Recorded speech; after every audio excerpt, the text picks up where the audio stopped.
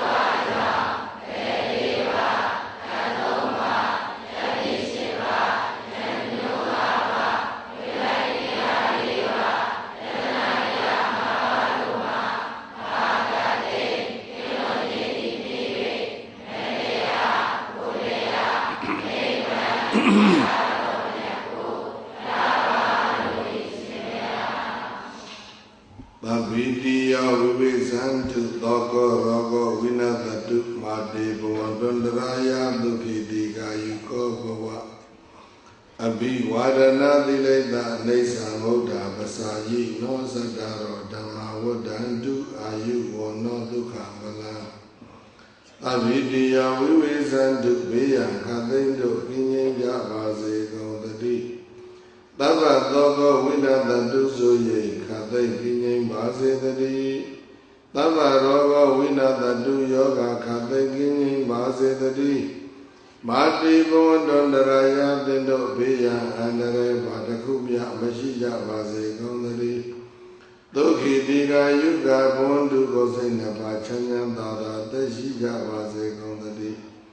Adoga Diga Yuga Bhavandhu Soye Kengwa Sechanda Zobhya Dashija Vase Gaudati Aroga Diga Yuga Bhavandhu Anakengwa Jamba Zobhya Dashija Vase Gaudati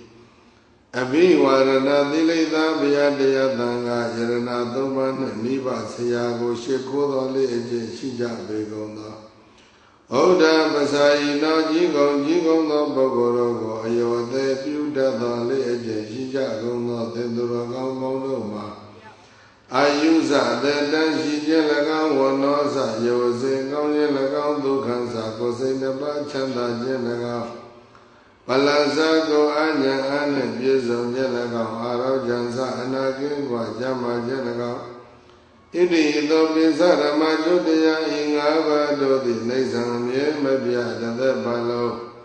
Wadandu Delado Nelo Dolado Yelo Dade Decha Dode Siga Javase Gondadi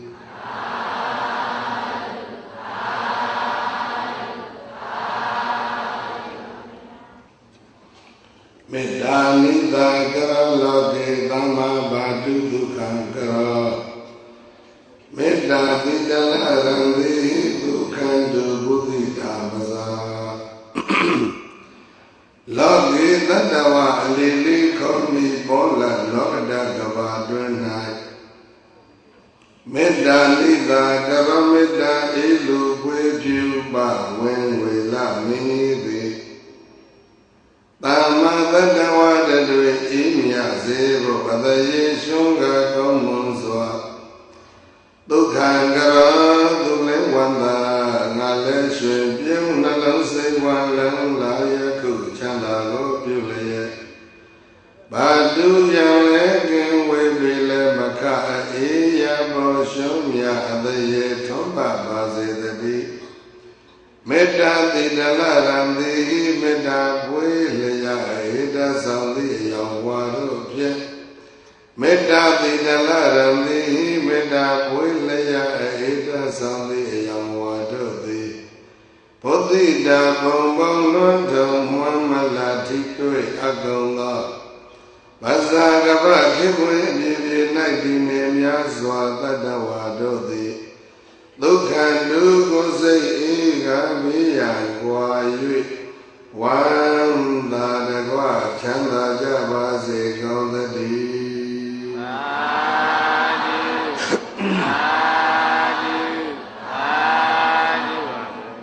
Alama Bia Chekin Durasimya Dose Navo Iya Semyena Nanda Sejawala Nechija Gaudha Nanda Tatawarui Beya Khatai Kinyin Jasebo Seya Khatai Kinyin Jasebo Nalam Sewa Echan Jasebo Ala Meda Dadri Polo Jaya Meda Bo Sambai Kaliri Boyino Sopere Noga Laipiro Takausi Niyao Soleja Pira Kama Alo Toga Si Denyi Denyata Meda Pujaya Kosei Napya Beyan Kwa Chanda Javase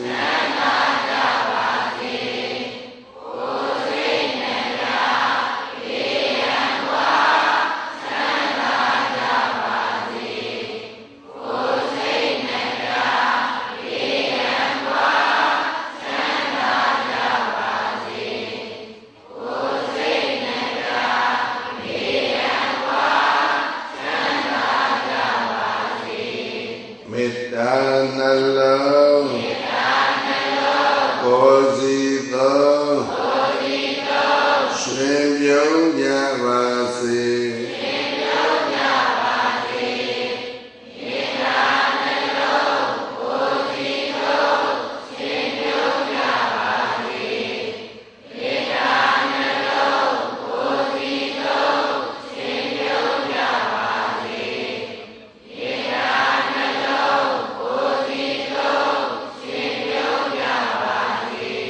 မေတ္တာယံသူ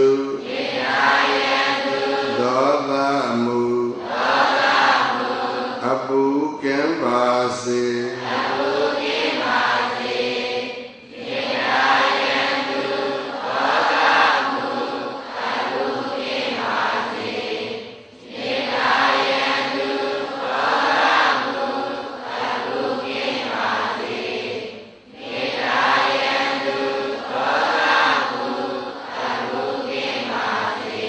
မေတ္တာယေစံကိုယ်စီဖြံအေးချမ်းကြပါစေ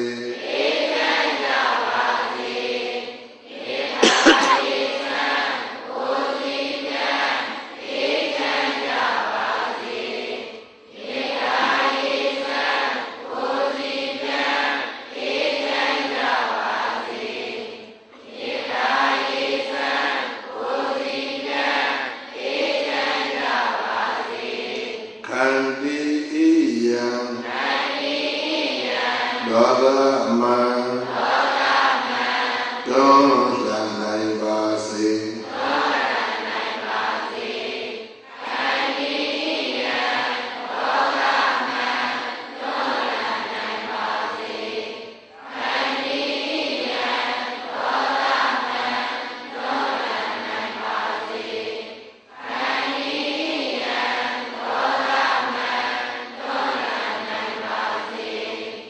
ခန္တီနှလုံးအစဉ်သောရွှင်ပြုံးကြပါစေ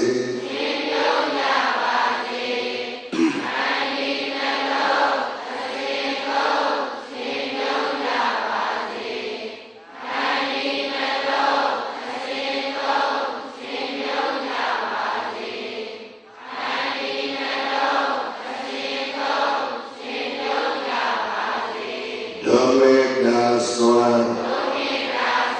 ကဘာလွမ်း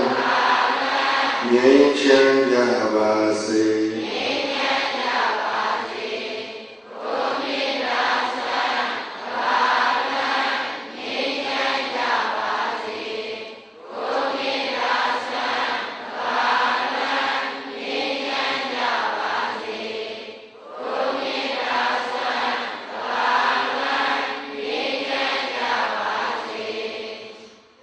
မေတ္တာမင်းစုသံဃာလောကေသူဘုံတော်ဟောတုသဗ္ဗတာမေတ္တာပုပ္ပဒုက္ခန္ဒေနဒုက္ခန္တုဝါသီတာပဇာလောကေတတ္တဝါလိလိခောမိဩလလောကတတဝါတွင်၌မေတ္တာမင်းစုသံဃာမေတ္တာတိဟုသောမင်းစုသကနာပံပေတိတိသဗ္ဗတာနိမိညညကသိသောကာလတိုင်းမှာသုခောလာခယခဲခြင်းလေးစွာပွင့်ပြီးဟောတုမောက္ခမသွေဖြစ်ပါစေတည်းမေတ္တာပုဗ္ဗသုက္ခန္ဒေနမေတ္တာတိဟုသောမင်းစုသကနပံဤယနာဖြင့်ဝါတိတံထုံအမောအကုံသောပဇာလူယောနတ်ပါတတဝါတို့သည်သဗ္ဗတာနိမိညညခသိသောကာလတိုင်းမှာဒုက္ခဒုက္ခစိတ်နှပြန်းသောအိဆာဖြင့်ပြီးကကျွယ်ဝချမ်းသာတော်မူကြပါစေကုန်သတည်း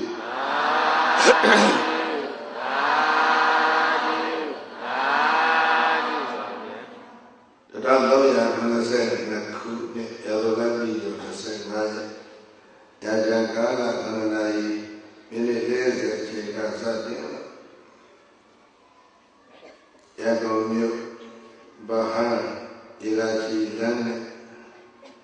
လမ်းသိအကြနန္ဒဝလမ်းမှာတည်ရှိတယ်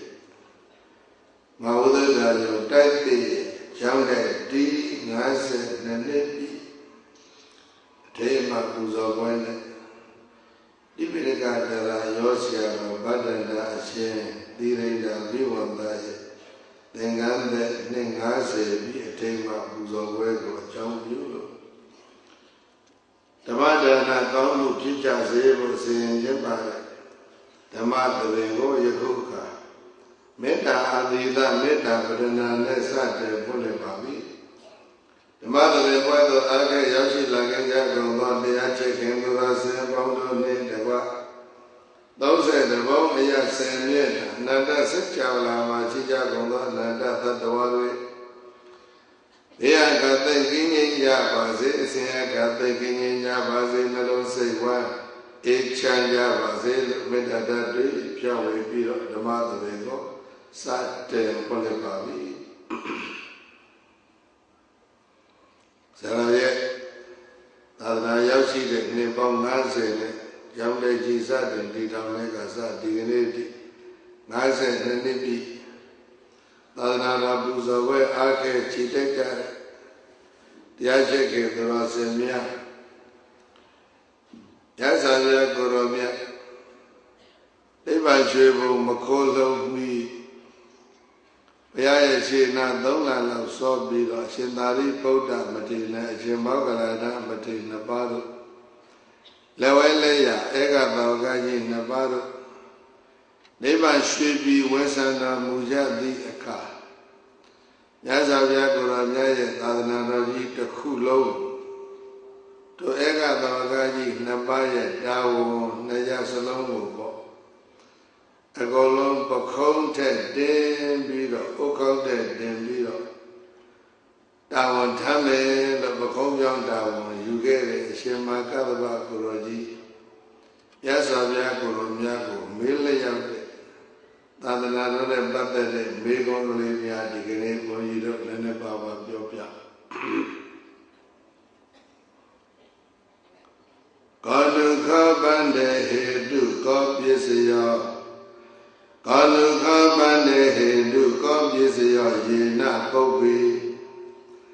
အပတ္တရဏိစေဝသိက္ခာပဒာနိအဟေသုံးဗုဒ္ဓရာသဘိက္ခုအညာယတန္တဟန္တိမြတ်စွာဘုရားအကြောင်းအထောက်ထားလေးရှင်းရှင်းလင်းလင်းမြတ်စွာဘုရားပိတ်ကြားတော်မူပေးပါယေနပုပ္ပေဘဟုအပတ္တရာသသိက္ခာပဒာနိအဟေသုံးရှေးတုန်းကသိက္ခာပုဒ်ဒီနဲလေဗျာသိက္ခာပုဒ်နဲတဲ့ရှေးခေတ်ရှေးအခါတုန်းကဘဟုတရာသဘိက္ခုအညာယတန္တဟိန္တုယဟန္တာဖြစ်တဲ့ပုဂ္ဂိုလ်တွေများလိုက်တာဗျာဣတ္တကြီးသဘောပေါက်ဖို့မခက်တော့ဘူးသိက္ခာပုဒ်ဒီပညာချက်ဒီဟောပြောချက်ဒီနဲတဲ့ခေတ်တုန်းကယဟန္တာအများကြီးဖြစ်ဣဒာနိပါဏယခုအခါမှာတော့ဘဟုတရာနိသိက္ခာပဒာနိဟွန်တိသိက္ခာပုဒ်ဒီများလာပြီဘုရားသိက္ခာပုဒ်ဒီအများကြီးပဲတဲ့မြတ်စွာဘုရားပြညာထားတာဒါပေမဲ့လည်းဘာနာသို့တော်လည်းအပတ္တရာဘိက္ခုအညာယတန္တဟန္တိယန္တာဖြစ်တဲ့ပုဂ္ဂိုလ်ကနဲလာအဲ့ဒါကတော့ဘုန်းကြီးကအတ္တကတတိကကြည့်ပြီးတော့ကြိုက်လို့အဲ့ဒီလိုလေးပါလာပြန်အပတ္တရာသဘိက္ခုအညာယတန္တဟန္တိအပတ္တရာနဲ့ငယ်မြကုန်သောအပတ္တရာ၌တရဆိုတဲ့ဒီပုဂ္ဂနဲ၍လို့ဒီလိုအိဗယ်မျိုးရအပတ္တရာနဲ၍လာကုန်သောဘိက္ခုယဟန်တို့သည်အညာယတန္တဟန္တိရတ္တဘုံနဲ့တည်ကြတယ်ဗျာရှင်းရှင်းလေးပါလာပြန်လေးတော့သိက္ခာပုဒ်ဒီများလာတဲ့အခါယန္တာဖြစ်တဲ့ပုဂ္ဂိုလ်တွေကပြိဿကြီး very easy to understand နော်အဲ့တော့ဓမ္မဆိုတာပြိဿကြီးနားလည်လွှဲရင်လူနဲ့တစ်ထပ်တည်းဖြစ်သွားအဲ့ဒါဓမ္မကိုလူတွေနဲ့ identify ဖြစ်အောင်ဟောမယ်လို့ဆရာတော်ကြီးရှင်သတိလရှင်းစေကာလကဘုန်းကြီးတို့ကဒါမကြပြောဘူးလေ တရားနဲ့လူနဲ့တခြားစီကြီးနေအောင်မပြောနဲ့ကွာတရားနဲ့လူနဲ့တသားနဲ့ဖြစ်အောင်ပြောအဲ့လိုအဲ့တော့ဒီပါဠိတော်နှစ်ပိုက်ကပြောသွားပြီသိက္ခာပုဒ်ဒီနေတဲ့ခေတ်တုန်းကယဟန္တာများများဖြစ်သိက္ခာပုဒ်ဒီများများလာတော့မှယဟန္တာကနည်းနည်းသွားတယ်အဲ့ဒါကောနုခောဟိတုကောပစ္စယောတဲ့အဲ့ဒါဘာကြောင့်ဘယ်လိုထောက်ထားနဲ့မြတ်စွာဘုရားရှင်းပြမလဲအဲ့ဒါလေးရှင်းပြပေးပါရှင်မကတ္တဗကသာသနာတော်အတွက်အလွန်အနာဂတ်မျှော်ပြီးတော့စိုးရိမ်နေကြီးမေးသွားတဲ့ဘေးကောသာရိပုတ္တမဂ္ဂလနာဧကသောကာကြီးနဲ့စုနိဗ္ဗာန်ကြွတော့တဲ့နေတဲ့အရှင်မဟာကတ္တဗဘုရားစီရောက်လာမြတ်စွာဘုရားကိုယ်တော်မြတ်ကရောက်ရခြင်းကိစ္စကမဏိယကိစ္စယမဏိယနေကောင်းရဲ့လားဓမ္မရဲ့လားသောကောစပြည့်ရဲ့လားဒါလောကကိုမေးစရာလေးတွေမေးလဲပြီးဟေးမေးပခုံးသင်္ကန်းလေးချောတာကွာမော့တာနှုတ်လိုက်တာသိကောင်းတာပဲပခုံးဘောကနတ္တသင်္ကန်းလေးကိုင်ပြီးတော့ဘာသင်္ကန်းလေးလဲကွာဘယ်တိုင်းကဖြစ်တာလဲဘယ်သူလူတာလဲအဲ့ဒါချောမော့တဲ့အကြောင်းကိုပခုံးသင်္ကန်းနတ္တသင်္ကန်းပခုံးတင်တာကိုင်ကြည့်ပြီးတော့မေးနေတာအဲ့တော့ရှင်မကတ္တဗကဆွေကြီးမျိုးကြီးတစ်ဆွေလုံးတစ်မျိုးလုံးနဲ့တတိတိအဲ့ဒါကြောင့်သူဝတ်ရတဲ့သင်္ကန်းတွေကဆွေတွေမျိုးတွေလူတဲ့သင်္ကန်းတွေကြီးပဲသင်္ကန်းတွေကလည်းအလွန်ကောင်းပါလေရှင်းကတော့သင်္ကန်းကောင်းကောင်းဆိုတာကကာသိတိုင်းဖြစ်ဘဝဟာကောင်းလေလို့ဆိုတယ်ကက်ရှမီးယားရှင်းကခေါ်တဲ့အတဲခေါ်ရကတ္တမီရတိုင်းပေါ်လေဒီနေ့တော့ကက်ရှမီးသင်္ကန်းကောင်းကောင်းထွက်အဲ့ဒါဘယ်လောက်သင်္ကန်းကိုကန်ပြီးတော့မြတ်စွာဘုရားချင်းမွန်းနေတယ်လေဟိုချောလိုက်တာကွာသိတတ်တတ်ရတာပဲသိချောမော့တာအတိသုံးတရတိမုဒ္ဓပေါ့အဲ့ဒါစဉ်းစားပြီးတော့ရှင်မကတ္တဗကဩဘုရားကတည်းချင်းမွန်းတာပဲ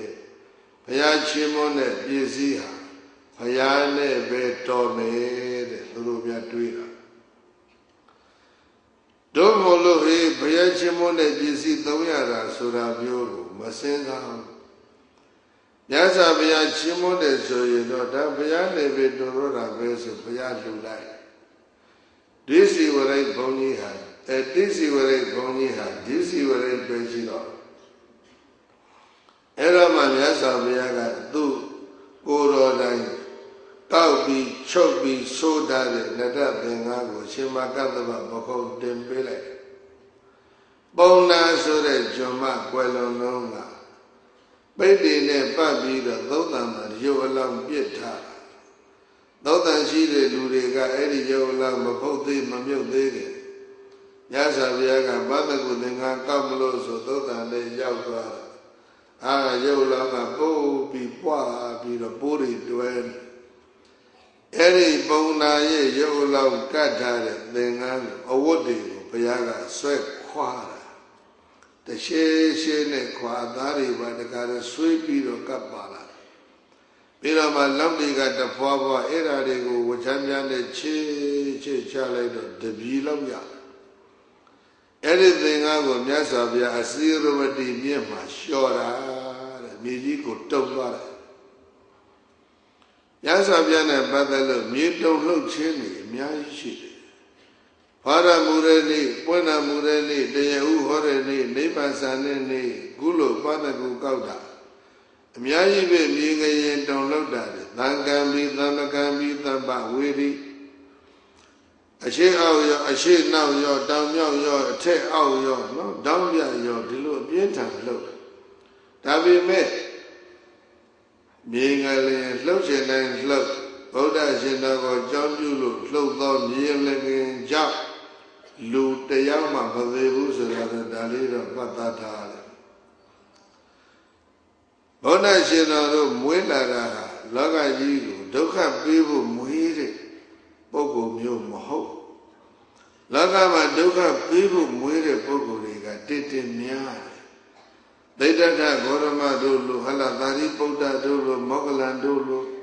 ဒီပုဂ္ဂိုလ်တွေဘလောက်ဘုံကြီးကြီးဘလောက်တကူကြီးကြီးနော်ကဘာလူသားကိုဘာဖြစ်ဒုက္ခနည်းနည်းလေးမှမပိတ်ဘဟုနာဝတ္တအတ္ထာယဥပ္ပိသန္တိတတ္ထာဂတာ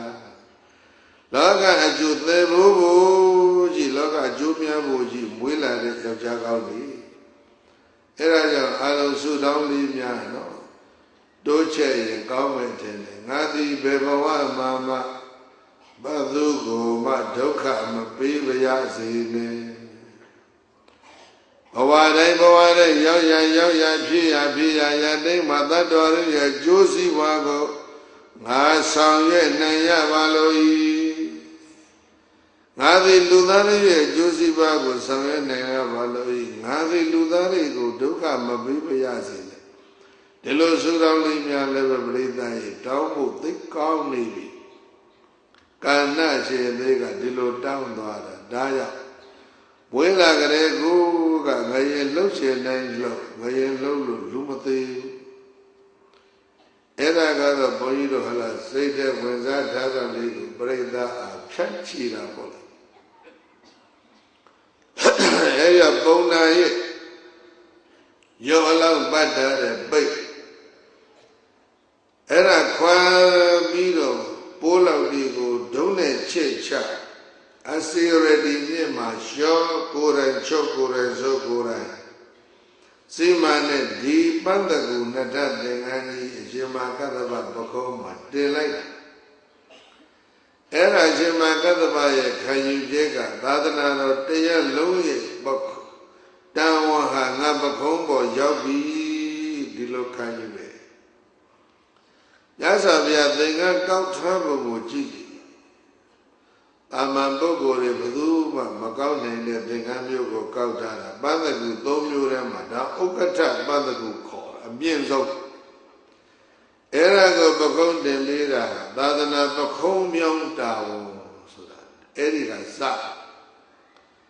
အဲ့ဒါကိုရှင်မကတ္တဗကောင်းကောင်းကြီးသိတော်မူတယ်ဒါကြောင့်သာသနာတော်ရဲ့အနာဂတ်ရေးကိုမျှော်တွေးပြီးတော့ခုမေးတဲ့မေခွန်းမျိုးကိုမေးတာသင်္ဃဗုဒ္ဓနေတဲ့ခေတ္တကယဟန္တာများဖြစ်တယ်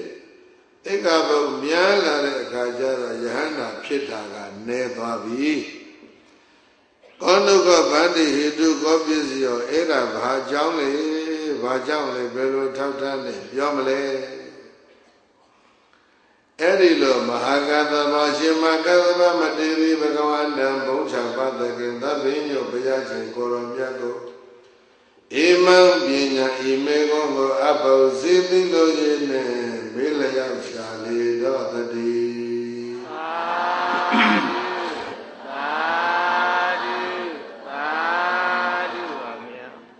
ီတော့ရှင်မကတ္တဗမေးတာမြတ်စွာဘုရားကိုရောမြတ်ကဧဝံစေတံကတ္တဗဟောတိတတ္တေသူဟာယမာနေသူတတ္တမေအန္တရဒါယမာနေကတ္တဗဒီလိုပဲတတ္တေသူဟာယမာနေသူတတ္တေသူဟာယမာနေသူပါတတ္တဝါတွေရုပ်လျော့သွားတယ်လို့ဒီလိုအဓိပ္ပာယ်မျိုးမဟုတ်တတ္တဝါတို့ရဲ့တန်တန်မှသူတော်ကောင်းစိတ်ဓာတ်တွေဆုံးယုတ်လာတဲ့အခါလို့ဒီလိုအဓိပ္ပာယ်ရှိတယ်။တတေသူဟာယမနေသူတတ္တဝါတို့ရဲ့တန်တန်မှသူတော်ကောင်းစိတ်ဓာတ်သူတော်ကောင်းအကျင့်တွေဆုံးယုတ်ပြပြလာတဲ့အခါမှာတတ္တမေအန္တရဒါယမနေတတ္တမကအဲ့ဒါကွယ်ဖို့တာဆူပြီတတ္တဝါတို့ရဲ့တန်တမ်းမှာသူတော်ကောင်းစိတ်ဓာတ်နဲ့သူတော်ကောင်းအကျင့်တွေဆုံးယုတ်လာရင်တတ္တမကွယ်ဖို့ဘာဖြစ်ပြီဥတည်နေပြီ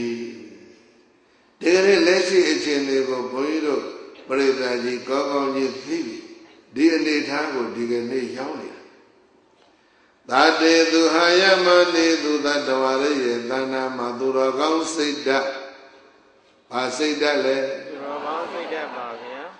သူတော်ကောင်းစိတ်ဓာတ်တစ်လုံးလောက်ကြည့်ကြည့်ပေါ့တတ္တာဆိုတာသူတော်ကောင်းစိတ်ဓာတ်ပဲ Tata amyumyu parita ye desi makwaja sode. Bodhi Buddha aboma no. Awesa badadina tamanagado. Buddha boma yone yunji jeha kaye la kodada ko meji. Makaine luri dromyako. Makaine lu sore tema makaine shehani li dromyako. Buddha is a leva. Hochara mure. Gogaya amyaji dega upama Buddha de sozoji. Lure gogore Byama shire, Vishnu shire, Shiva shire. Eri Byama ru Vishnu ru Shiva ru gogoya da kanira durudu ri tissa gu hoda. Moho. Amadaya hola ye mugogwe ni ma chappo ya. Now Jesus is born the Buddha now Nichawa Lancha. Go ya Magogo ya Bebu me Chowdaya Nakubyo. Davi me go your Jesus ya this a hola. Amadaya Mohovia Muduleve. Now any now Nichawa Lancha, sorry Arabia Muhammad Labia. Dugale Anna Goga Magogo ya Bebu me. Gogo ye no Jene Boli Gong and Bobo, Myauda Le Chowda Nakutwebio. This I got Guru Hodala. Era this son Sura Hoda, Gogo Kandi Te Domo, Pada Yedi Town Tema, Buddha the Barishi. Era that day she and Mandayagu Piora, Buddha. Buddha the Sure she, Mandayagu Mabioye that one. Era Buddha Chenoga Babion, Amandayagu the middle, the on Chenja. This Adiago, Tira Nede, Menoye at thee, a saying down merely, Nimbi Alios of Menoya Lumio Minoyame. Da Buddha Yahomioje. Nago Gogo Mugo so the Gisago. Ara, Adika Tabino, Badana Tabino, Mabio, Bada Badana. This are the our Jin the Badana. Along that day, beyond leader, that day, she alone, the religious founder, Buddha the Barishi. Eraja Buddha, this are go, this are go, Hore, this are they are Prima, Babile, Boabjadana, Alum, Bileme, da Buddhism. Erago, Yonga, Gogo, Meta. Bodhiya Visa Padadina Tamanagado. Any Yoji kindly so ye. Any Bogo Tandama Tadana Jaga Nili Oma. Any Yoji Bibi Pielavi, Ditara New Pielavi so ye Papita Tadana Sa Quera. Enago Yin Biro Boda Chenora. Tati Duhaya Mani Dudademi Andradaya Mani Tabiot. That Maruye Tanama Dadadaya Ngobi Soyobi Soye Bakwevo. Tadama Duragaudaya Kwevo Ude Lavi Delupio. Ero Dadadaya Kombarane Gube Nauka. Wariya go Breda Makamba Bula. Dada Wariya Kama be so in the beauty in a chance up yet. They laugh, holla.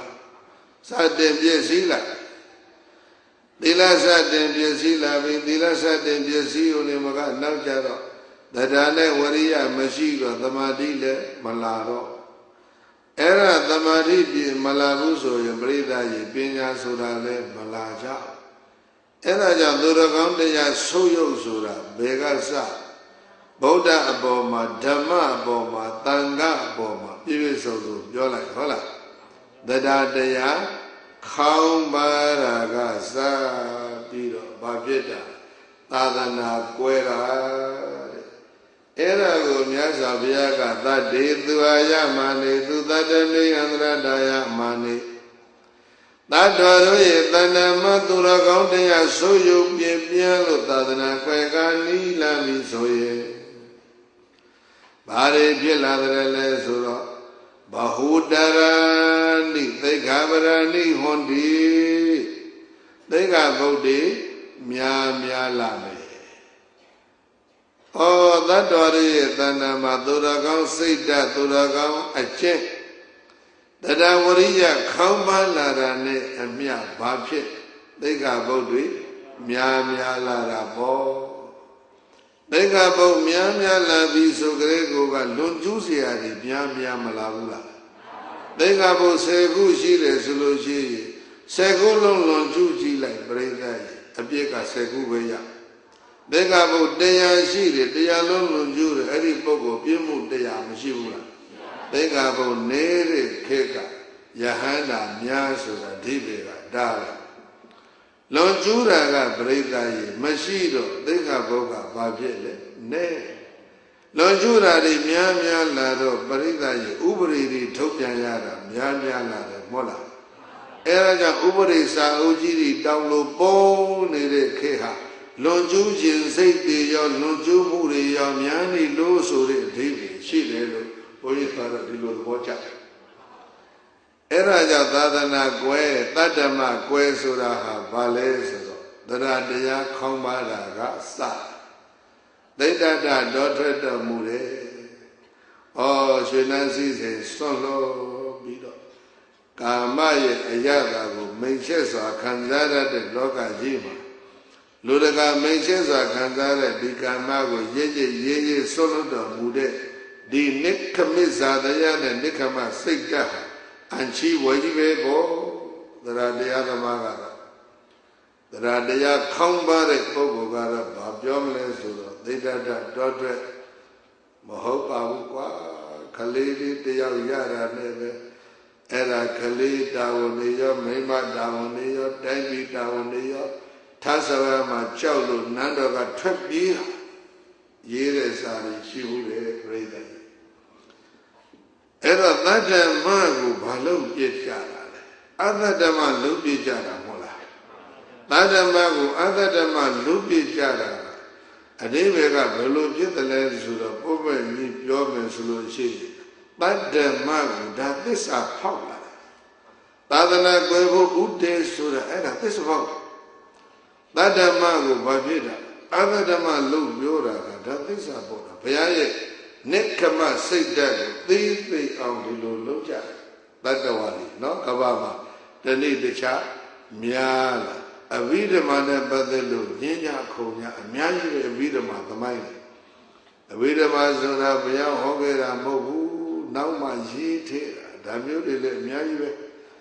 အဘိဓမ္မာလူပြည်မှာမဟောဘူးဓာတ်ပြည်မှာဟောတာဒါလေးကတည်းတော်သေးတယ်တချို့ကတော့နတ်ပြည်ဆိုတာရှိကိုမရှိဘူးဆိုတော့အဘိဓမ္မာလည်းပဲပြောက်တယ်ပြိဿဖြည်းဖြည်းချင်းဘုန်းကြီးတို့ဆရာနေစကားပြောသလိုပြောရင်ဒုသာသနာကွာတဲ့ဒီကနေ့ဘာဖြစ်တယ်လဲဆိုတယေနာခွေးစားတယ်လို့ဖြစ်နေတယ်အနည်းစကားဆိုကြီးကတော့ပြောတယ်နွားတယေကျွဲတယေတွေကိုတခါတည်းတန်တန်ရှင်းရှင်းဖို့လျှော်ပြီးတော့ရေစိမ်ပြီးတော့နေပူလေးလှမ်းလာတော့မချတဲ့ကြောင့်တယေကသိတ်နန်းတယ်မဟုတ်လားအဲ့ဒါအနတ်တရှူးရှူးရတော့ခွေးတွေကဟိုကတကောင်လားဒီကတကောင်လားဟိုတောင်းဆောင်ကတကောင်ကဲဒီတောင်းဆောင်ကတကောင်ကဲဟိုဘက်တောင်းကတကောင်ကဲဒီဘက်တောင်းကတကောင်ကဲအစွန်းလေးတွေကနေနည်းကြိုက်ဖက်ပြီးတော့စားသွားနောက်ဆုံးကျတော့သေရာကြီးကုန်ရောတဲ့သာသနာကိုခုဒီကနေ့သေနာခွေးစားတယ်လို့ဝန်စားနေကြတယ်ကွာဒါတော့ဘုန်းကြီးတို့မပြောဘူးနေစကားပြောတယ်ဘုန်းကြီးတို့ဆရာနေစကားကအဲ့လိုပြက်သားပြောတယ်အဲ့တော့ဘုန်းကြီးကဇေယတရားလည်းပဲမကြခင်ကပြန်နာကြည့်ဒီကနေ့တဲပြီမှလည်းပဲမြင်နေရကြားနေရတဲ့အနေထားကြည့်ပြီးတော့ဩတတ္တမပိဋိလူကသုတ်တဲ့ကနှိမ့်ချုပ်တော့ပြောပြခြင်းနဲ့ဆိုပြီးတော့ဒီကနေ့ဒါကပြောသင်္ဃဘုတ်နဲတဲ့အချိန်မှာယန္တာဖြစ်များတာဘာကြောင့်လဲလွန်ကျူးမှုနဲလို့သင်္ဃဘုတ်များတဲ့ခေတ်ကြတဲ့ယန္တာအဖြစ်နဲသွားတာဘာဖြစ်လဲသိလွန်ကျူးကုန်ကြဘာကြောင့်လွန်ကျူးကုန်လဲလို့ဆိုတော့တရားခေါင်းမာတာကစတာဘာဖြစ်တာအေးသာတေသူဟာယမာနိသူသတ္တမိအန္တရဒါယမာနိဘဟောတရဏိစေဝသိက္ခာပဒာနိဟောတိအပတ္တရသဘိက္ခုအင်္ဂါယသန္တဟံတိ จิตกตบาตตวาတို့ရဲ့တဏ္ဍာမှာသူတော်ကောင်းစိတ်ဓာတ်နဲ့သူတော်ကောင်းအကျင့်ဆုပ်ယုပ်လို့တရားထုတ်တဲ့ခေတ်ဆိုးကြီးမှာယဟန္တာဖြစ်တဲ့ပုဂ္ဂိုလ်တွေနဲတယ်တဲ့ဘာကြောင့်လဲတရားခေါင်းပါရာကစရာကျောင်းတိုင်းပြောရင်တရားခေါင်းပါရဲ့ပရိသတ်ဝရိယလည်းခေါင်းပါတယ်ဒီနှလုံးကဟန်ချက်ကြီးတယ်တရားပြတ်တော့ဘာဖြစ်အထုတ်ခြင်းစိတ်မရှိဘူးအဲ့တော့ဒီမှာတန်းရိုက်အရှင်မဂ္ဂတဗအမေကိုဘုရားဖြေတာကတော့ယန္နာပုဂ္ဂိုလ်ကိုလှမ်းပြီးတော့မေးထားဖြေထားတာမဟုတ်လို့ပฏิဝေဒသတ္တမသို့မဟုတ်အဓိကမသတ္တမကိုမေးတာဖြေတာဖြစ်တယ်အဲ့တော့ဒီမှာလဲကြည့်လိုက်အောင်အဓိကမသတ္တမဆိုတာကတော့ပရိသတ်ရဲ့မဲ့ဖို့နဲ့နိဗ္ဗာန်နော်အဲ့ဒီမဲ့ဖို့နဲ့နိဗ္ဗာန်ဆိုတဲ့အဓိကမသတ္တမရဲ့အထောက်အပံ့ကဘာလို့လဲဆိုတော့ပရိယတိသတ္တမောပฏิပတ်တိသတ္တမောအဓိကမသတ္တမတ္တပစ္စယောဟောတိပฏิပတ်တိသတ္တမသည်အဓိကမသတ္တမဤဘာပါလဲပစ္စယအဓိကမသတ္တမကိုအထောက်ပံ့ပေးတာကဘယ်သူပါလဲပฏิပတ်တိသတ္တမနောက်လည်းနည်းနည်းပြန်ဆိုတော့ပฏิပတ်တိသတ္တမတ္တပစ္စယောပฏิပတ်တိသတ္တမရဲ့ပစ္စယကဘယ်သူလဲမေးရင်ပရိယတိသတ္တမောဒီလိုမဟုတ်လားပရိယတိသတ္တမောပฏิပတ်တိသတ္တမတ္တပစ္စယောဟောတိပฏิပတ်တိသတ္တမောပိယတိဂမသတ္တမတ္တပစ္စယောဥပါကာရကောတိဒါကဆရာတော်ကြီးအဲ့တော့ဘယ်ပြန်ဆိုင်သွားလဲဆိုတော့ပฏิဝေဒသို့မဟုတ်အဓိကမကိုရဖို့ရပฏิပတ်ရှိရမယ်ဟုတ်လားပฏิပတ်ဆိုတာစရဏပဲအကျင့်အဲ့ဒီကျင့်တဲ့ပုံမှာသဒ္ဒံတန်နဲ့ဝရိယတန်တဲ့ပုဂ္ဂိုလ်တွေမှမဖြစ်တာလေကျင့်တရားခေါင်းမတဲ့ဝရိယခေါင်းမတဲ့ပုဂ္ဂိုလ်တွေမကျင့်ကျင့်ပြန်ရင်လည်းတလွဲလွဲတမမဘာကြောင့်အလွဲလွဲအမမဖြစ်တယ်လဲလို့ဆိုတော့အဲ့ရှင်းနာပြန်ကြည့်လိုက်ပฏิပတ်တိသတ္တမတပฏิပတ်တိသတ္တမဤပစ္စယောပစ္စည်းကဘယ်သူဖြစ်ပရိယတိသတ္တမောဘယ်သူလဲပရိယတိဆိုတာပိဋကသုံးပုံကိုစနစ်တကျသင်အဲ့ဒါသင်ခြင်းမှစနစ်တကျမရှိခဲ့ရင်ကျင့်တဲ့အခါဟောစနစ်တကျရှိအောင်မလားရှိပါပါဗျာဥပမာသင်ဆိုတဲ့နေရာမှာနော်ဘုန်းကြီးတို့တစ်ခုလေးနည်းနည်းလေးဟုတ်လားအင်္လာလုံးချင်ပါဩဘာသိစေဝညာနိသပိတိယာသဝိကံပတိဘာသတိယသုခေစေဝယေဤစိတ်တံဘဝေရတိစသည်ဝိပဿနာရဲ့ညဉ့်ညူးကြောင်းတနည်းဒီလိုပြောမယ်ဝိပဿနာရဲ့အကျင့်အကျေး7ပါးဝိပဿနာဤပါလေအငြိအကျေးတက်တာဝိပဿနာမှာကြီးတက်တယ်တက်ကပါလေအယောင်လေးရဘာရလဲနာနမနိကတာပီတိရင်ထဲမှာတသိမ့်သိမ့်နဲ့ပီတိ5မျိုးတစ်မျိုးမျိုးပေါ့ဥပိ္ပကပီတိမြရရင်ပပိလက်ခန္ဓာကိုယ်တွေပါတယ်ထံရကနေကြွားပြီးတော့ကောင်းကင်တွေပါတက်လာအဲ့ဒါလောက်ပဲစဉ်းစားခန္ဓာကိုယ်ကအယောင်ထွက်မယ်သို့မဟုတ်နှာခေါင်းထဲကအယောင်ထွက်မယ်သို့မဟုတ်ရင်ဘတ်မှာအယောင်ဆင်းဝန်းကြီးလို့ဘာလို့တွေ့မယ်ခန္ဓာကိုယ်လည်းပေါ့ပြီးတော့ကြွနေမယ်အဲ့ဒီ10မျိုးရှိနော်အဲ့ဒါကိုခေါ်တယ်ဝိပဿနုပကိလေသ7ပါးခေါ်ဝိပဿနာရဲ့အညစ်အကြေး7ပါးအဲ့ဒီအညစ်အကြေးကိုအနှစ်သာရထင်ပြီးတော့ရပ်သွားတဲ့ယောဂီဟာအများကြီးအဲ့ဒီအညစ်အကြေးကိုနှစ်သာရထင်ရပ်သွားတာအဲ့ဒီအညစ်အကြေးဟာသူတို့အညစ်အကြေးကိုသူတို့ကဘာထင်လဲတကယ်မဲ့ဖို့နိဗ္ဗာန်ဒီလိုထင်မိအဲ့တော့မဲ့ဖို့နိဗ္ဗာန်မဟုတ်သည်ကိုမဲ့ဖို့နိဗ္ဗာန်ဟုတ်သည်လို့ထင်တော့အဓိကမသတ္တမတဏိပฏิဝေဒသတ္တမရဲ့အတုတွေပေါ်မှာသူတို့ကအစစ်ထင်ပြီးတော့ရပ်သွားတာမဟုတ်လားအဲ့ဒါသတ္တမပฏิရူပကဆိုတော့အဲ့ဒီလိုအတုတွေကိုစစ်ထင်သွားကြတာ အဲ့ဒီအတုကလည်းသိပြီးတော့ကြိတ်ချင်စရာကောင်းတယ်လေခန္ဓာကိုယ်ကိုလုံးလင်းလက်ပြီးတော့ရင်ထဲကမှအယောင်လေးထွဲပြီးတော့မျက်လုံးနဲ့အရက်ဆယ်မျက်နှာကြည့်ချင်တဲ့နေရာကြည့်လိုက်မျက်လုံးကလျှက်စစ်ဟိုလက်တိတမ်းပြီးထိုးလို့အယောင်နှမ်းနေပါလေတချို့လွတ်လို့ရခန္ဓာကိုယ်လေးပို့ပါပြီးတော့ကောင်းကင်မှာလေထဲမှာဝါကုန်းလေးလွင့်တယ်လို့လွင့်ငါတော့ဘိညာဉ်6ပါးရောငါလည်းပရိသံပိဋကညာ4ပါးရောအကုန်ရပြီးတော့နိဗ္ဗာန်ဆိုင်ပြီအဲ့ဒီအဓိမာနကိုလည်းဒီအထင်မှန်းနဲ့ဒီအညစ်အကြေးပေါ်မှာရပ်နေတဲ့ယောဂီသည်ပฏิဝေဒသောမဟုတ်အဓိကမအတုသောမဟုတ်ရပါပြီလေဝိပဿနာရဲ့အညစ်အကြေးတကယ်မဲ့ဖို့ထင်ရသွားခြင်းကသူဒီသာသနာအစစ်ကိုမရဘဲနဲ့ဘာရတာအဲ့ဒီအတုတွေများများလာရင်ဘာကွဲတာလဲအစစ်ကွဲတာပဲတဲ့ဟုတ်လားဒါကအလုံးလေးနေတဲ့ဝိပဿနာဘိုင်းကိုဘုန်းကြီးတို့လှမ်းပြောတာအဲ့ဒီဝိပဿနာဆိုတဲ့ပฏิပတ်တိကိုအထောက်ပံ့ပေးတာကဘာလို့လဲပရိယတိဆိုတဲ့ကျမ်းဂန်စာပေမဟုတ်လားကျမ်းဂန်စာပေတွေလည်းဖတ်လိနေတဲ့ထွက်နေတဲ့စာအုပ်တွေဘလူပြန်လောက်အောင်တကားတဲ့သူရေးငါရေးတွေ့ကြတဲ့စာအုပ်တွေကိုလည်းဖတ်ကြည့်အောင်ဘုရားဟောမဟုတ်သည်ကိုဘုရားဟောလို့ရေးတဲ့စာတွေကအများကြီးဒီကနေ့ထွက်လာအဲ့တော့ပိဋကသုံးပုံပါဠိတော်သုံးမဟုတ်အထာဂတာပြီးတော့တိကအဲ့ဒီကျမ်းရင်သုံးခုကိုမထိနိုင်တဲ့ထိနိုင်စွမ်းမရှိတဲ့ပုဂ္ဂိုလ်တွေကဘလူပြောင်ထက်လာတဲ့စာအုပ်ကလေးတွေဖတ်ပြီးတော့မှ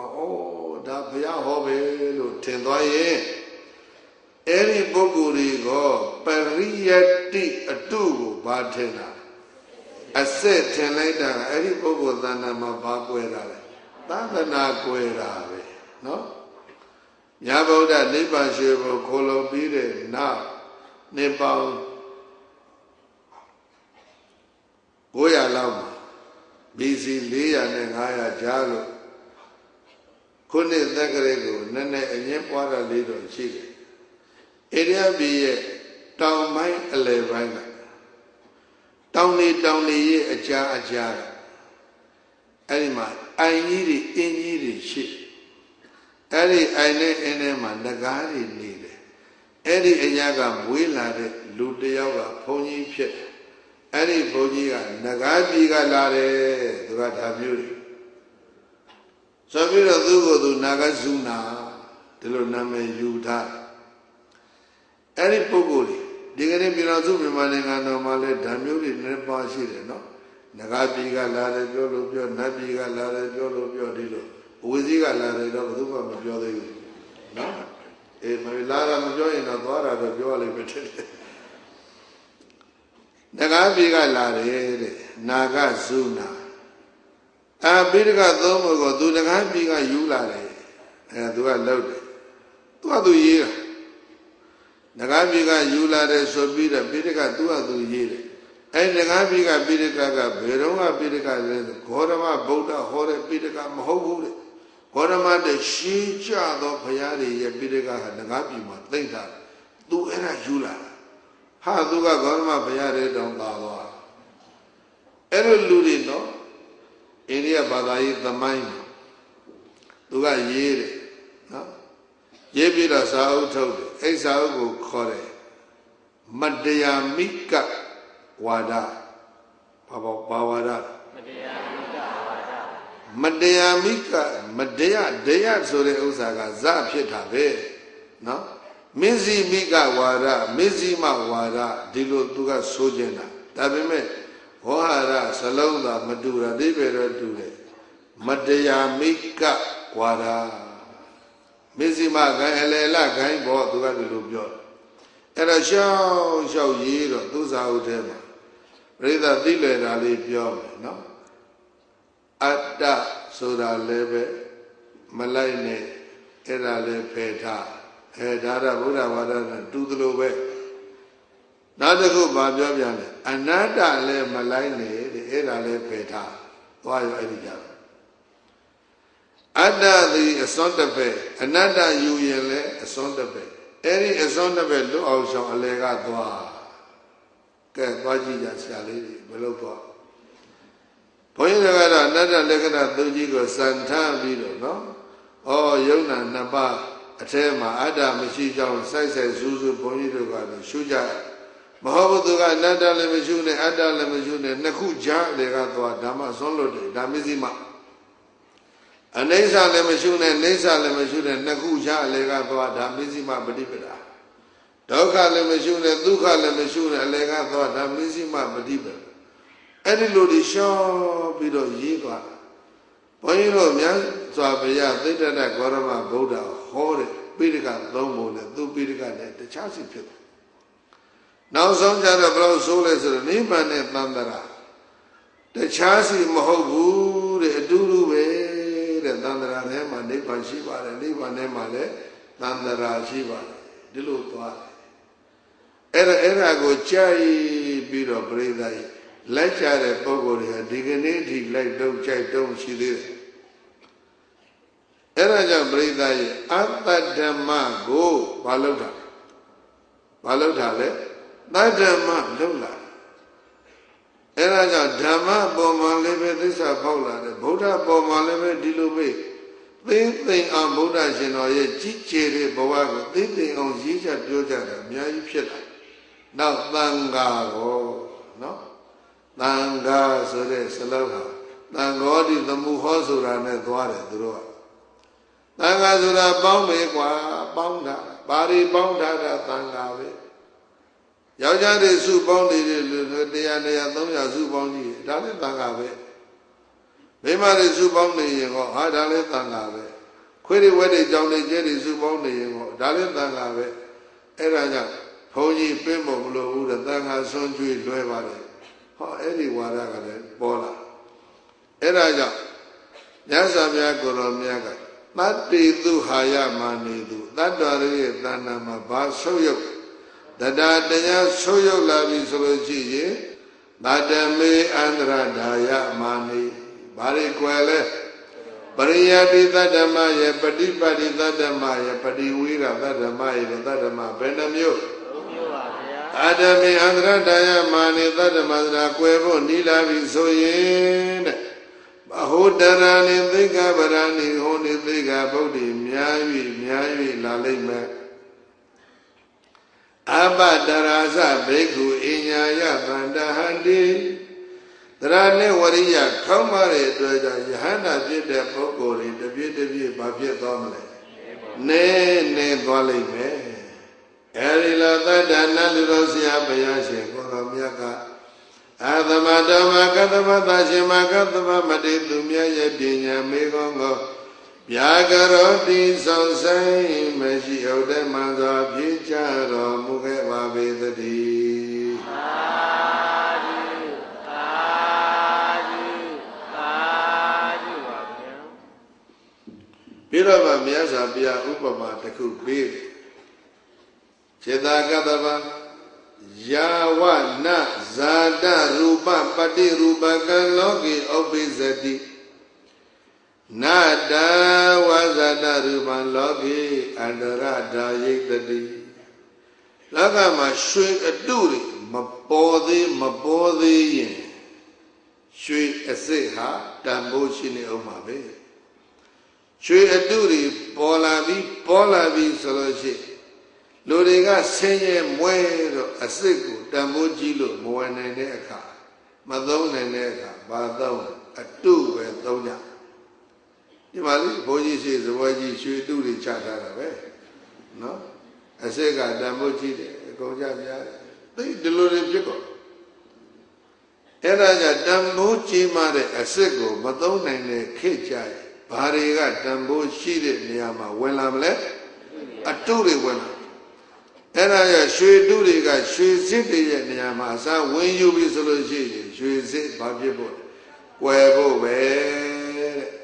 အဲ့ဒါကြောင့်သာသနာတော်မှာလဲပရိယတ္တိစာပေအတုတွေပฏิပတ်တိကျင့်စဉ်အတုတွေပฏิဝေဒတရားရခြင်းဆိုတဲ့အဓိကမနော်အဲ့ဒီအတုတွေပေါ်လာပြီပရိယပฏิပတ်ပฏิဝေဒအတုတွေပေါ်လာပြီဆိုလို့ရှိရင်သာသနာအစစ်ဘာဖြစ်ဖို့လဲကွယ်ဖို့ဖြစ်လာလိမ့်မယ်ရှင်မကတ္တဗကဘုရားပြိဋိဘံစံပြီး ပရမသေကနာပွဲကြီးကိုပဲကြီးလိုက်ဥဆောင်စီမံပြီးတော့သာသနာတရားလုံးတာဝန်ကိုခေါင်းပေါ်တင်တန်းသွားတာအဲ့ဒါကြောင့်အနာကကြိုတွေးပြီးတော့ဒီမေကုန်းကိုမေးလိုက်ရအဲ့ဒါဒီမှာမြတ်စွာဘုရားကကာသဗ္ဗခြေသကာသဗ္ဗကာသဗ္ဗခြေသကာသဗ္ဗနပထဝီဓာတုသတ္တမအန္တရဓာပေတိနအဘောဓာတုနတိဇောဓာတုနဝါယောဓာတုသတ္တမအန္တရဓာပေတိငါဘုရားတည်ထောင်တဲ့ဒီသာသနာတော်ကိုမြေကြီးကလည်းကွယ်အောင်မလုပ်နိုင်မာတုမြေကြီးဒုရကြီးဘလောက်ကြီးကြီးသာသနာမြေကြီးတဲ့မြုပ်ပြီလို့ကွယ်တာမှမဟုတ်ပဲသာသနာမြေမျိုးလို့ကွယ်တယ်ဆိုတာမရှိဘူး။အော်အဘောဓာတုအဘောဓဆိုတဲ့ရေတွေကလည်းနသတ္တမန္တရဓာပိတိဘယ်လေတွေကရေတွေတက်မလား။အော်ဇောနာပြီးဒီလိုင်းနေနဲ့မြုပ်ပြမလား။သာသနာရေမြုပ်လို့လည်းပဲပြိဿရေမြုပ်ပြီးတော့ကွယ်ပါတယ်လား။ကွယ်ပါဘူး။ဒါဖြင့်မုံတိုင်းနေတိတ်တော်ကသာသနာပြည့်ရောလားမပြည့်ပါဘူး။မင်းနဲ့ရှုလို့ကသာသနာကွယ်လား။မြေကြီးလေးပြီးဓာတ်ကြီးလေးပါနော်အဲ့ဒီဓာတ်လေးပါနဲ့သာသနာတော်ကိုကြိတ်လို့ခြေလို့မြုပ်လို့မျောလို့ရှုလို့တိုက်လို့ကွယ်တာမျိုးမဟုတ်ဘူးတဲ့အထာဂာဣဒေဝတိဥပ္ပေဇန္တိမောဂပုရိတာညဇာပြစကလုံးဒီမှာတော့ခပ်ပြင်းပြင်းလေးပြောတယ်အထာဂါတကယ်စင်စစ်တော်ဣဒေဝဤသာသနာတော်တွင်ကပင်လျင်မောဂပုရိသမောဂပုရိသရိခဥပ္ပေဇန္တိပေါ်ပေါက်လာကြတယ်ဒေဝတို့မောဂပုရိသတွေကသာလဣမန္တတ္တမဤသာသနာတော်ကိုအန္တရဓာပင်ဒီကွယ်အောင်လုပ်ကြတာမြေလင်းပြီးဓာတ်ကြီးလေးပါးနဲ့သာသနာမပြည့်ဘူးမြေမြုပ်လို့လည်းမမြုပ်ဘူးရေမြောလို့လည်းမမြောဘူးဘိလျှော့လို့လည်းမလောင်ဘူးမုံတိုင်းနဲ့ပြင်းတာကတိုက်ကျင်နိုင်တဲ့ဒီပရိယနဲ့ပฏิပတ်ပฏิဝေဒမုံတိုင်းထဲမှာလည်းမလွင့်ဘူးလေဒါဖြင့်ဘသူတွေဖြတ်လို့ပြည့်တယ်လဲဆိုဣဒေဝဣဒေဝဆိုဣဝဒနာကသိအရာရောက်ဒီသာသနာတော်တေကသာလျင်ဘသူတွေလဲဆိုတော့မောဂပုရိသပြိဿရေဘသူတွေလဲမောဂပုရိသမောဂပုရိသဆိုတဲ့ပုဂ္ဂိုလ်တွေသာသနာတော်တွေကပဲပေါ်လာပြီးတော့ဒီသာသနာတော်ကိုအတွင်းကမောဂပုရိသတွေဖြစ်ကြတာဒီလိုပြောခေါင်းကပြောပြီလေတပါးအကြောင်းပြောပြထားတယ်ညဇောပြပြိဋိဘံစံပြီးနှစ်100မှာသံဃာကနှစ်ကိုင်းကွဲတယ်မဟာသံဃိကနဲ့ထေရဝါဒညဇောပြပြိဋိဘံစံပြီးတဲ့နောက်နှစ်200အသောကမင်းလက်ထက်ကြတော့18ကိုင်းဖြစ်သွားတယ်အသောကမင်းကြီးရဲ့ခေတ်ကုံဆုံးတော့မှသာသနာမှာဂိုင်းခွဲက24အထိသွားတယ်အဲ့ဒီထဲမှာခုနကနာဂစုနာရဲ့ဘာဂိုင်းလဲမတရားမိကဂိုင်းဂိုင်းတဲ့ဂိုင်းတခြားဂိုင်းတွေအများကြီးရှိအဲ့တော့ဘုန်းကြီးတို့ပြိဿစဉ်းစားကြည့်လိုက်နော်ဟိုဝေတုံလဂိုင်းဆိုတာအတော်ဆိုးတယ်ဝေတုံလဂိုင်းဝေဒံလဂိုင်းလို့လေသူကနာမည်လေးဒီလိုလေးနှမျိုးခေါ်တယ်ဝေဒံလဆိုတာနဲ့ဟိုမေဇိမနိကေတဲ့သွားကြည့်ပြီးတော့သုရဝေဒံလမဟာဝေဒံလသုတ်တန်ကြီးတွေသွားတော့မစင်းစားနဲ့ဝေဒံလဂိုင်းဟာဝေတုံလဂိုင်းတလုံးနဲ့ပြောမယ်အလွန်ရှုံးညံ့တဲ့ဟာလောကတခုဝေတုံလဂိုင်းဒီကနေ့ကျန်သေးတယ်အဲ့ဒီဂိုင်းရဲ့အဆက်အနွယ်တွေကမြောက်ပိုင်းဧရိယာပြည်ဟိုမြောက်ပိုင်းကက်ရှမီးယားတို့ဟိမာလယာတောင်ကြီးတို့တိဘက်တို့မှာရှိတယ်သီရိလင်္ကာနိုင်ငံမှာနော်ဇေဒဝနဝါဒီဂိုင်းအပြဂီရီဝါဒီဂိုင်းမဟာဝိဟာရဝါဒီဂိုင်းတို့ဒီကဂိုင်းကြီး3ဂိုင်းရှိတယ်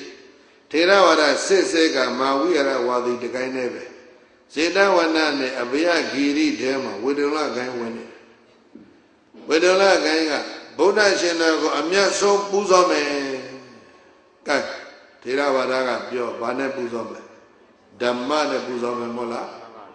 ပူဇော်ခြင်းကပူဇော်ခြင်းတို့ဓမ္မပူဇာသည်သာလည်းအမြတ်ဆုံးဒါဒေရဝရရဲ့ဒါ idea အဲ့ဒီဝေတုံလခိုင်းကြတော့လူလောကတကူလုံးလူတကအနှစ်သက်ဆုံးဟာပါလေကာမပဲအဲ့ဒါကြောင့်ဗုဒ္ဓကိုကာမနဲ့ပူဇော်မှမုံမြတ်တယ်ဆိုပြီးတော့အဲ့ဒီဝေတုံလခိုင်းသားတွေကဗုဒ္ဓရှင်တော်ရဲ့ရှေ့ဘုရားတော်ကြောင့်ကြောက်ပြတ်တဲ့တွေသွားပြီးတော့အထိမှနေအောင်သားတို့ကာမဂုဏ်မြှဝဲပြီးတော့ဒါဗုဒ္ဓမူသေးမိလောက်ကြတယ်ဗျာနော်အဲ့ဒါကြောင့်ပရိသတ်ဤတေဝဧသာသနာတော်ထဲမှာပင်လျင်မောဂပုရိသမောဂပုရိသတွေကဥပ္ပိဇံဒီပေါ်ပေါက်လာကြတယ်ပြည်တော်စုမြန်မာနိုင်ငံတော်ရဲ့လက်ရှိအခြေအနေကိုလည်းပရိသတ်မျက်စိကြည်ကြည်နားကြည်ကြည်နဲ့ကြည့်မောဂပုရိသတွေတော်လာတယ်မောဂပုရိသတွေကဥပ္ပိဇံဒီပေါ်ပေါက်လာကြတာဒေဝတို့မောဂပုရိသတွေကသာလျင်ဣမတတ္တမဟိတတ္တမသုံးပြန်ကဘုရားရဲ့သာသနာတော်ကိုအန္တရတာပင်ဒီကွယ်ပြောင်းအောင်လုပ်နေကြတာဒီသာသနာကွယ်အောင်လုပ်တာကမြေလီမိဓာတ်ကြီးလေးပါမဟုတ်ပါဘူးကွာသာသနာပြင်ဘက်ကလာကွယ်အောင်လုပ်ကြတာမဟုတ်ဘူးသာသနာတွင်ကဘယ်လိုပုဂ္ဂိုလ်တွေလဲမောဂပုရိသဝိနည်းပိဋကမှာခမည်းများရှိမောဂပုရိသအဲ့ဒါနဲ့ပရိယေတူရုနောက်စလုံးတစ်လုံးရှိသေးတယ်တုတ်ဆပုရိသညဇာဘုရားကသာသနာတော်ရဲ့အမိုက်သရိုင်းနဲ့တူတဲ့ပုဂ္ဂိုလ်တွေကိုပြောဆိုတဲ့စကားမောဂပုရိသတုတ်ဆပုရိသဒီလိုပြောတယ်သာသနာတော်ရဲ့အမိုက်သရိုက်တွေတပည့်စီလက်ပြီးတော့မိရှို့ပြအမိုက်ဆိုတပည့်စီလက်မိရှို့ပြရတာပဲအဲ့တော့မောဂပုရိသရင်ကြီးကြီးလေးပြောတော့ဘာဖြစ်လဲမောဂပုရိသအချီးနှီးယောက်ျားရိုးရိုးလေးနော်ပုံနဲ့ဘာသာပြန်တာမောဂကာလနာခိပယေကြားဘူးလေမို့လားအဲ့ဒါဘုန်းကြီးတို့ဆရာနေစကားရှိတော်ကဒီတတ္တမပရိဒုဘကသုတ်ကိုဆိုတော်ကဟောတယ်ဘုန်းကြီးကနောက်ကလိုက်သွားမဟောခင်ဘုန်းကြီးကမေးတာဆရာတော်မောဂပုရိသပုဂ္ဂိုလ်ဆရာတော်ဘယ်လိုအနဲ့ပေးမလဲငါလူတဲ့မေဟောတဲ့အချိန်စောင့်တယ်သူကဒီလိုပြောတယ်စောင့်ပြီးတော့နားထောင်မောဂပုရိသမဲ့ဖို့မှာချီလီဖြစ်ကုန်သောလူတို့သည်မောဂပုရိသသာသနာတော်ရဲ့အမိုက်တရဲ့သဘောဖြစ်နေတဲ့လူတွေအဲ့လိုပြောသိနားမလဲဘူးကွာတဲ့ငါတဲတွေပဲပြောမယ်တဲ့မောဂပုရိသအလကားကောင်းကြီးဒီစကားဆိုတော့ပြောတာကျဲလုံးလုံးမှတ်ထားတယ်နော်သာသနာတော်မှာဘာပရိယတ္တိလဲဘာကျေးဇူးမှမမြောက်ပฏิပတ်လည်းပဲဘာမှမကျင့်ပฏิဝေဒဆိုတာဝေးကြီးအဲ့ဒီလိုမောဂပုရိသပုဂ္ဂိုလ်တွေကဘာလို့ကြမှာဒီသာသနာတော်ကိုအတွင်းလှိုက်ပြီးတော့ဖြစ်ကြတာဒါကိုဒီမှာဣဒေဝတေဥပ္ပိဇံဒီမောဂပုရိသတေဣမံတတ္တမအန္တရတာပင်တိမောဂပုရိသတွေကအချီးနီအလကားကောင်းနေဒီသာသနာတော်ကိုဖျက်ကြမှာပါကွာအသောကမင်းတရားရဲ့သာသနာတော်စောင့်ရှောက်ထောက်ပံ့တဲ့ခေတ်ကြီးကုန်တဲ့နောက်မှာခုနကပြောထားပြီးကံွယ်ပေါင်းဘလောက်ဖြစ်သွားလဲ24ခိုင်ထဲမှာအစိုးဆုံးအယုံညာဆုံးခိုင်တကယ်ကြောင်းကိုဘုန်းကြီးတို့နည်းနည်းပြောထားတယ်မို့လားပါလဲဝေတုံလခိုင်အောင်မြင်သွားတယ်တဲ့ကိုရီးယားနဲ့ဂျပန်ရောက်တော့ဘုန်းကြီးအားလုံးအိမ်တော်ပြုသွားတာပါပဲကြံတယ်လိင်္ဂသာသနာပဲကြံတယ်ပါလဲလိင်္ဂဆိုတာပြီးရတဲ့အသွင်ပြင်လေးပဲကောင်းကလေးရိပ်ပြီးတော့သင်္ကန်းဆိုပြီးတော့သမုတ်ပြီးတော့ဟန်လေးဝတ်ထားတာပဲရှိတော့ဘာမင်းနဲ့အင်ကြီးနဲ့နေပြီးတော့နတသင်္ကန်းလို့ဟုတ်လားအခါကအကွက်ကွက်နဲ့ချုပ်ထားတဲ့တပေပတ်လေလောက်နတသင်္ကန်းဟန်လေးကိုရင်ပတ်ချိတ်ထားတာအဲ့တော့နောက်ဆုံးကျန်တာကတော့ဘလောက်ပဲကျန်လဲအသွင်အပြင်ပဲကျန်တယ်အဲ့ဒါကြောင့်အလုံးသောသူတော်ကောင်းများကျောင်းတက်ကြီး50ကျော်ဆရာတော်ရဲ့50ကျော်ပါအလုံးသူတော်ကောင်းတွေသာသနာ့ရဲ့အနာဂတ်ရှင်မကတ္တဗမျှော်သလိုမျှော်ပြီးတော့ဟုတ်လား စိတ်ထဲမှာပူပန်ပြီးတော့တရားနဲ့ဝိရိယမခေါင်းပါအောင်နော်ပရိယတ္တိကိုလည်းပဲထီရိမိမိစနစ်တကျမူရင်းကြတဲ့ပရိယတ္တိကိုသင်ကြပါခုနကလိုအဖျားနာတွေပတ်ပြီးတော့ဂျင်းနဲ့မနေကြပฏิပတ်ကိုလည်းပဲတက်ကျွမ်းသောဆရာတို့တက်ကျွမ်းဆိုတာကကျင့်စဉ်ကိုလည်းတက်ကျွမ်းတယ်ပိဋကလည်းတက်ကျွမ်းတယ်နှစ်ဖက်တက်ကျွမ်းသောဆရာတို့ဓမ္မကျင့်ကြပါသောမလို့ရှိရင်ဝိပဿနာရဲ့အငြိအကြီးကိုပြိတ္တရဲ့နှစ်သာရထင်သွားတယ်အဲ့ဒါဟာပြည့်ပြည့်ချင်းပါပြစ်တာသာသနာကွယ်ခြင်းပါပဲတဲ့နော်အဲ့တော့ဏီကောင်းကြတော့မှจิตကတ္တပါလှေကြီးဟာသင်္ဘောကြီးဟာပင်လယ်ထဲမှာနေတဲ့ဟိဆိုတာကရေမြဲတဲ့ပြင်ပေါ်မှာနေနေတဲ့လေသင်္ဘောသည်ရေမြဲပြင်အောက်ကိုစုပ်ခနဲ့ဒီလိုကြီးတစ်ချက်တည်းမြုပ်သွားတာမဟုတ်ဘူးအကွဲတွေအပေါက်တွေကနေဟိုဘက်အကွဲအပေါက်ကရေနည်းနည်းစိတ်ဒီဘက်အကွဲအပေါက်ကရေနည်းနည်းစိတ်အဲ့ဒီအပေါက်တွေအကွဲတွေကိုမဖာနိုင်တဲ့အတွက်ကြောင့်ဝင်တဲ့ရေတွေကများလာရင်သင်္ဘောကြီးဘာဖြစ်လဲလေးလာနော်ရေတွေစိတ်ဝင်တော့တပြေးပြေးသင်္ဘောဘာဖြစ်လဲလေးလာဘာတွေနဲ့လေးလဲဆိုတော့ရေနဲ့လေးလာဘာနဲ့လဲသင်္ဘောကပင်လယ်ထဲသွားနေတာကရေကိုတင်ပို့ဖို့သွားနေတာမဟုတ်ဘူးကုန်ပစ္စည်းတင်ပို့ဖို့သွားတာမဟုတ်လားအဲ့ဒါပဲမြတ်ဗုဒ္ဓရဲ့သာသနာတဏှိအပြင်မဲခင်ရှိပါဆိုတဲ့ဒီကျင့်စဉ်ကနိဗ္ဗာန်ကိုသယ်သွားနေတာသူတော်ကောင်းတွေကိုသယ်ပို့ပြီးတော့သွားတာမောဟပုရိသတွေကိုသယ်ပို့ပြီးတော့သွားတာမဟုတ်ဘူးအဲ့တော့သင်္ဘောထဲမှာတော်ပစ္စည်းကနေပြီးတော့ရေဒီဝင်တော့ဖြည်းဖြည်းချင်းသင်္ဘောဘာဖြစ်လဲမြုပ်အဲ့ဒါလိုပဲသာသနာမှာလည်းပဲတကယ်ပရိယပฏิပတ်အထုတဲ့ပုဂ္ဂိုလ်တွေကအာနေသွားပြီးတော့မောဟပုရိသတွေကအာကောင်းလာရင်သင်္ဘောကြီးမြုပ်တယ်လို့သာသနာဘာဖြစ်လဲဖြည်းဖြည်းချင်းမြုပ်သွားလိမ့်မယ်ကသဗ္ဗခြေသာကသဗ္ဗနာဝလီဆိုရသင်္ဘောဆိုရကအာဓိကေနေဝနာအာဓိကေနေဝဩပိလဝတိမြစ်ထဲမှာပင်လယ်ထဲမှာရုတ်တရက်မြုပ်တာမဟုတ်ဘူးကွဖြည်းဖြည်းချင်းမြုပ်တာဒုသာသနာလဲမောဟပုရိသတွေဟိုကတယောက်ထွက်လာဒီကတယောက်ထွက်လာဟိုဘက်ကမောဟပုရိသတယောက်ကစာတအုပ်ရေးမဟုတ်တယောက်ဟိုဘက်ကမောဟပုရိသကမဟုတ်တော့ဟောဟိုဘက်ကမောဟပုရိသကမဟုတ်တော့တရားတွေပြမောဟပုရိသတွေများလာအဲ့ဒီအလကားကောင်တွေများလာဒီသာသနာသင်္ဘောကြီးဖြည်းဖြည်းချင်းတော့မြုပ်သွားမှာပဲကသဗ္ဗจิตာကသဗ္ဗမြတ်စွာဘုရားရှင်ကိုရမြတ်ရဲ့အပေါ်မှာဗုဒ္ဓေအာဂါရဝအပတိတ္တအဲ့ဒီကကြဗုဒ္ဓကိုလည်းမယုသိခြင်းတော့ဓမ္မေအာဂါရဝအပတိတ္တဓမ္မ၃မျိုးလည်းဘာဖြစ်လဲယုသိလေးစားတဲ့စိတ်မရှိတော့သံဃေအာဂရဝသံဃာလည်းခုနပြောပြီလေဘာတွေပေါင်းမှပေါင်းနေရင်သံဃာပါပဲကွာယောက်ျားတွေမိန်းမတွေပေါင်းတာလဲသံဃာပဲအဲ့ဒါဆုံးကားလို့ရတာပဲဆိုသူတို့ဝိုင်းစားကြအဲ့ဒီလိုတွေပြည့်ကုန်ပဲတဲ့ဗုဒ္ဓရဲ့ဓမ္မရဲ့သံဃာရဲ့သီလရဲ့ပြီးတော့မှသိက္ခာရဲ့အဲ့ဒီ၅ခုယောသိမှုတွေပေါ့လာတယ်တရားတရားတွေပါလာတယ်ဆိုရင်တော့အဲ့ဒါဘာဖြစ်ပြီလဲသာသနာကွဲပြီပဲအဲ့ဒါဆိုခြေသားကတ္တဗရေးအဲ့ဒီငါးဌာနမှာတရားတရားတက်အောင်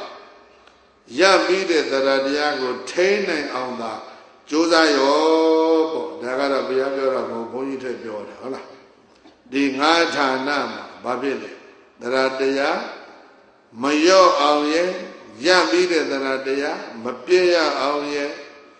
ရပြီးတဲ့တရားတရားဘာဖြစ်လဲတိုးပွားအောင်ရဲ့အဲ့ဒါအတွက်သာပြောကြဟောကြသင်ကြပို့ချကြရောဣဒေဝတေဥပ္ပိသတိမောဟပုရိသဧသာသနာတော်မှာမောဟပုရိသတွေများလာတယ်ဆိုရင်ဒေဝတို့မောဟပုရိသဆိုတဲ့ပုဂ္ဂိုလ်တို့ကသာလဲတတ္တမငါပြတ်တည်ထောင်ထားတဲ့တတ္တမသုံးမြတ်သာသနာတော်ကို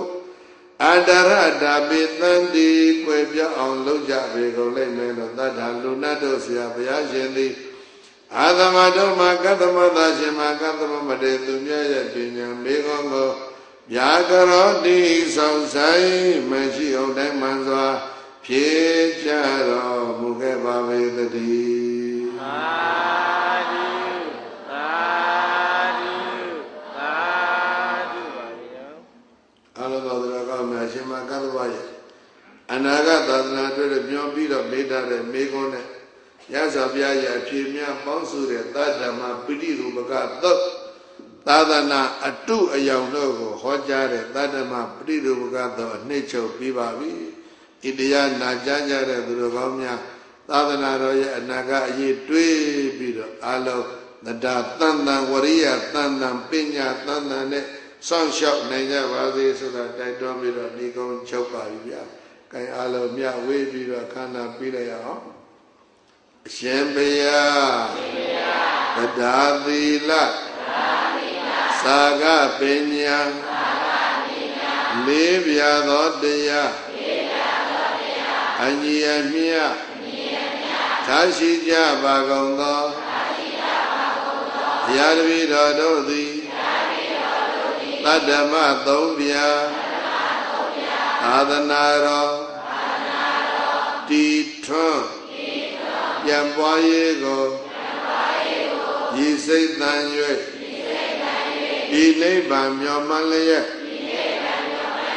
မဟာဝိသုဒ္ဓယုံတိုက်သိ52နှစ်သို့ရောက်ရာမင်္ဂလာခါရ၌ဒီပိတကတရအရှင်သီရိဒာဘိဝန္တဤနှစ်50ရောက်ရာသာသနာနှစ်50ရောက်ရာဒီအခါ၌ဓမ္မဘိသမယဓမ္မသဘင်ဆေယံကြ၍ဓမ္မအလူဧလူပါကောဤဤကာမှုသည်ဘောရိညာဤအထာဝပံဖြစ်ပါစေတည်းဤကာမှုဥသောဘောကို30ဘုံရှင်လီကုန်သောနတ်လူပြမတတ္တဝါပေါင်းတို့အားအညီအမျှဝေငှပါကုန်၏တို့တော်များစွာတတ္တဝါတို့သည်ဤကောင်းမှုကိုရှားသိကြ၍အမြတ်ရ၍ဝန္တာကြသည်ချမ်းသာကြသည်ဖြစ်ပါစေသော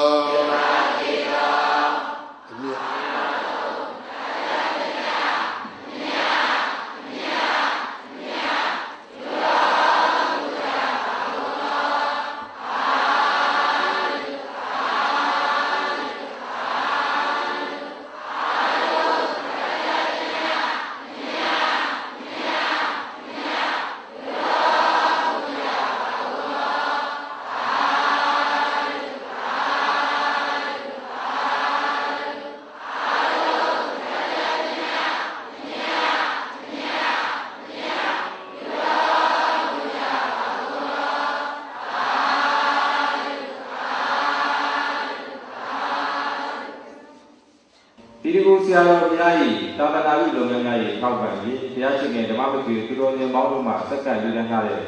ဓမ္မဥဒါလူတော်ငွေ38,504,150ကျပ်နဲ့အမေရိကန်ဒေါ်လာ$5စင်ကာပူဒေါ်လာ$1ထိုင်းရွှေငွေ80တို့ဟာဆရာတော်ဘုရားကြီးကိုစားကတ္တိယကာရကဦးကျော်ရှိန်မှလက်ခံရယူပြီးပါရန်လေးစားတော်ပန်ကြားအပ်ပါတယ်ခင်ဗျာ